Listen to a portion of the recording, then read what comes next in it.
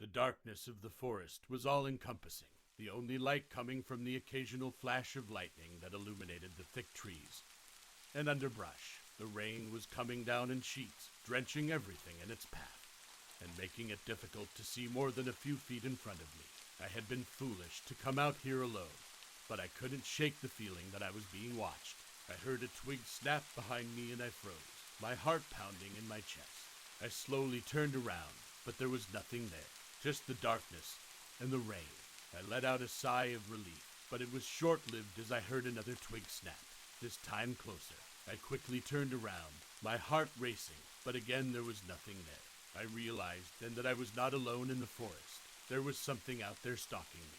I started to run, but the rain and the darkness made it difficult to see where I was going. I stumbled and fell, scraping my hands on the rough ground. I quickly got back to my feet and kept running, but the thing chasing me was gaining on me. I could hear its heavy breathing, and I knew it was only a matter of time before it caught up to me. Finally, I saw a light in the distance, and I knew I was getting close to the edge of the forest. I pushed myself harder, my lungs burning with the effort. I broke through the tree line and saw a cabin in the distance. I ran towards it, my heart pounding in my chest. I reached the cabin and banged on the door, yelling for someone to let me in. The door opened and I stumbled inside, collapsing on the floor. A man looked down at me, his face etched with concern. "What happened?" he asked. "There's something out there," I said, gasping for breath. "Something in the forest." The man nodded and handed me a blanket. "You're safe now," he said, "but you should know that something has been stalking the forest at night for years. People have gone missing, never to be seen again. You're lucky to have made it out alive." I shivered, wrapping the blanket around me tightly. I knew I would never forget the terror of that night in the forest. The memory of the rain and the darkness, the feeling of being watched, and the knowledge that something was out there, waiting to claim its next victim. As I sat huddled in the cabin, I couldn't help but think back to how I had ended up in this situation. I had been camping with a group of friends in the forest, but I had decided to take a solo hike early in the morning before they had woken up. I had been so excited to explore the wilderness on my own, but I had not been prepared for the storm that had rolled in unexpectedly. As I made my way deeper into the forest, I had been hit with the full force of the rain. The drops were heavy and cold, drenching me to the bone within minutes. I tried to find shelter, but the trees offered little protection from the deluge. I had been forced to keep moving, my only thought to find my way back to the campsite. But as the storm worsened, so did my sense of unease. The darkness was unlike anything I had ever experienced before, and I couldn't shake the feeling that I was being watched. I heard twigs snapping behind me, and I thought I saw shadows moving in the darkness, but every time I turned around, there was nothing there. I had been convinced that my imagination was playing tricks on me, but that I heard the breathing. It was heavy, labored, and it was getting closer. I knew then that I was not alone in the forest. I tried to run, but the rain and the darkness made it difficult to see where I was going. I stumbled and fell, scraping my hands on the rough ground. I got back to my feet, and I kept running. I could hear the thing chasing me getting closer and closer, its breath hot on my neck. I knew I had to find a way out of the forest before it caught up to me. That's when I saw the light in the distance, a beacon of hope in the darkness. I pushed myself harder, my lungs burning with the effort. I broke through the tree line and saw the cabin. I ran towards it, my heart pounding in my chest. I reached the cabin and banged on the door, yelling for someone to let me in. And that's when I collapsed inside the cabin. The man who let me in introduced himself as the ranger of the forest. He told me that the forest had a legend of a monster that roams the forest at night and had been responsible for the disappearance of several people. He also said that I was lucky to have made it out alive, as the creature had never been seen by anyone who had encountered it and lived to tell the tale. I stayed the night at the cabin, too terrified to leave. The ranger offered me a cot to sleep on, but I couldn't shake the feeling that the creature was still out there, waiting for me. It was a long night, and I barely slept, but in the morning, I managed to make it back to my campsite. My friends were shocked to see me, and I told them of my terrifying experience in the forest. They didn't believe me, but I knew what I had encountered was real, and I would never forget the terror of that night in the forest. As I sat huddled in the cabin, my mind raced with thoughts of the creature that had been stalking me. I couldn't shake the image of its heavy breathing and the feeling of its hot breath on my neck. The ranger had told me that it had never been seen before, but I knew that it was real. I couldn't explain how I knew, but I could feel it deep in my bones. I asked the ranger if he had ever encountered the creature before, but he shook his head.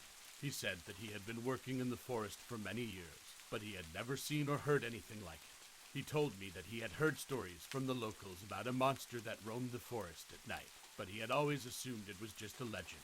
He said that he would investigate and see if he could find any evidence of the creature. I was grateful for the ranger's help, but I couldn't shake the feeling that the creature was still out there, waiting for me. I knew that I couldn't stay in the cabin forever, and I had to find a way to protect myself. The ranger gave me a flashlight and a hunting knife, telling me that they would be my best defense against the creature. I tried to sleep, but my mind was racing with thoughts of the creature. I kept reliving the moment when it had chased me through the forest, and I couldn't shake the feeling that it was still out there, waiting for me. I knew that I had to be prepared for anything, and I kept the flashlight and the knife close by at all times. The next morning, I woke up early and decided to set out for the campsite. The ranger had offered to escort me, but I had insisted on going alone. I knew that I had to face my fear and show the creature that I was not afraid of it. I set out into the forest, armed with my flashlight and my knife. The forest was different in the daylight. The trees were lush and green, and the sunlight filtered through the leaves, casting a warm glow over everything. I felt a sense of calm and peace that I had not felt the previous night. I knew that the creature was still out there, but I was determined to find it and face it. As I walked deeper into the forest, I heard a twig snap behind me. I quickly turned around, but there was nothing there. I told myself that it was just my imagination, but I couldn't shake the feeling that I was being watched. I heard another twig snap, this time closer. I turned around, and there it was. The creature was standing in front of me, its eyes locked on mine. It was a terrifying sight. The creature was at least 7 feet tall, with matted fur that was caked with mud and blood. Its eyes were yellow and glowing, and its teeth were razor sharp. I could feel its hot breath on my face, and I knew that I had to act fast. I raised my flashlight and shined it directly into its eyes, hoping to blind it. The creature let out a deafening roar and lunged at me. I sidestepped to the side and swung my knife, cutting deep into its flesh. The creature let out another roar, but this time it was one of pain. It turned and ran back into the forest, leaving me alone. I knew that it was not over yet. The creature would come back for me. I ran back to the cabin, and I told the ranger everything. He was shocked by what I had encountered, and he immediately set out to investigate. He found the creature's tracks. Despite the evidence, the ranger couldn't believe that such a creature existed in the forest.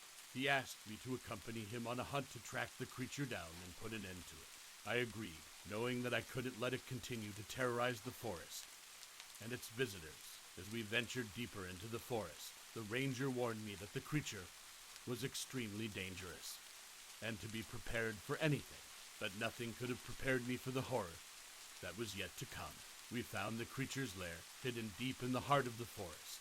The smell of rotting flesh and blood filled the air, and I could hear the sounds of something moving inside. The ranger told me to stay back as he approached the entrance, but I couldn't let him go alone. I followed him, holding my flashlight and knife tightly. As we entered the lair, we were met with the sight of dozens of human bones scattered around the cave. The creature was feasting on the remains of its victims, and it turned its attention to us as soon as we entered. It let out a blood-curdling roar and charged towards us. I could feel the heat of its breath on my face as it lunged at me. I swung my knife, but it barely scratched its thick hide. The ranger fired his gun, but the bullets seemed to have no effect on the creature. We were outmatched, and I knew that we were going to die. But just as the creature was about to strike, a group of locals appeared, armed with torches and spears. They had heard the creature's roar and had come to investigate. Together, we were able to drive the creature back into its lair and set it on fire, ending its reign of terror once and for all. As the creature's screams echoed through the forest, I couldn't help but feel a sense of relief. But I also felt a great sadness for the innocent lives that had been lost to the creature's hunger. I knew that I would never forget the terror of that night in the forest, and I would never take the beauty of nature for granted again. From that day on, I couldn't enter a forest without feeling a sense of unease, and I had nightmares of the creature for months. The forest was no longer a place of tranquility and wonder. It was a place of fear and death. I still couldn't understand how such a monster could exist in our world and how it had managed to evade detection for so long. But I knew that I had to live with the knowledge that it was out there, somewhere, waiting for its next victim. As the creature's lair burned, the rain began to pour down once again, as if the heavens were mourning the loss of the innocent lives that had been taken by the monster. The thunder rolled in the distance, as if adding its own voice to the chorus of screams that still echoed in my mind. The locals who had come to our aid thanked us for putting an end to the creature's reign of terror. They told us that they had known about the creature for generations, and that they had been waiting for someone to come and end its terror. They also told us that the creature only appeared during the rainy nights, and that it was said to be the spirit of a hunter who had been cursed by the gods for killing too many innocent animals. We thanked the locals and headed back to the cabin. The rain continued to pour down heavily, and the thunder was louder than ever. The ranger offered to escort me back to my campsite, but I told him that I needed some time alone to process everything that had happened. I walked through the forest, the rain washing away the blood and the memories of the creature. The tranquility of the forest was slowly returning, and the sound of the raindrops on the leaves was soothing. I felt a sense of peace that I had not felt in a long time, but I also felt a sense of responsibility. I knew that I had to tell others about what had happened in the forest, so that they could be prepared for the creature's return. I knew that the forest would never be the same for me, and that I would always carry the memories of that night with me. But I also knew that the forest was a place of beauty and wonder, and that I couldn't let one monster tarnish its beauty forever.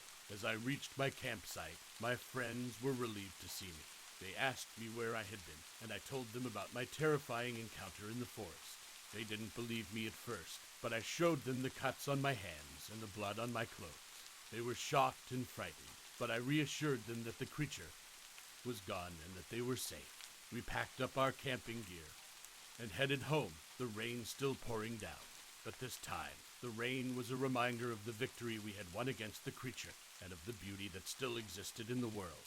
I knew that I would never forget that night in the forest, but I also knew that I would always remember the tranquility and wonder that had returned to the forest, thanks to the rain.